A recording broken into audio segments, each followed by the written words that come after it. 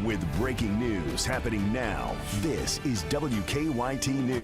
Good evening. Welcome to WKYT News at 11. I'm Bill Bryant. Amber has the night off. We do begin with breaking news tonight near downtown Lexington. A large police presence currently on the scene on the 300 block of Ohio Street.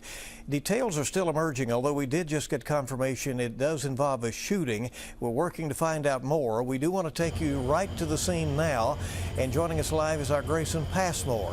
Grayson, what can you tell us right now? Yeah, Bill, our scene out here has grown even larger since you guys last saw it 30 minutes ago. I can tell you within the past 20 minutes or so, we did see a man being taken out of the house behind us in handcuffs. Now, we did just get some information into our newsroom within the last 5 minutes. I'm going to go ahead and tell you guys what police are telling us right now. They say officers responded to a reported shooting with a victim at the 300 block of Ohio Street. They say an adult victim was transported, taken to the hospital with reported non-life-threatening gunshot wounds. Police tell us right now they do have no suspect information.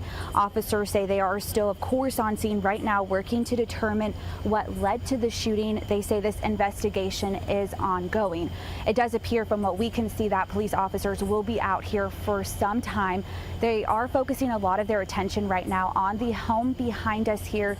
That's where they have one person in handcuffs, and they are talking to several other people that are coming in and out of that house behind us here. This area on Ohio Street is still taped off. It's still very much blocked off. You do want to avoid this area for now.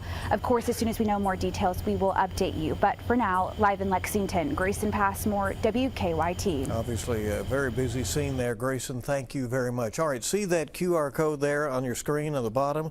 You can use that and download our WKYT news app. That way we'll update you on the latest information on this story and others.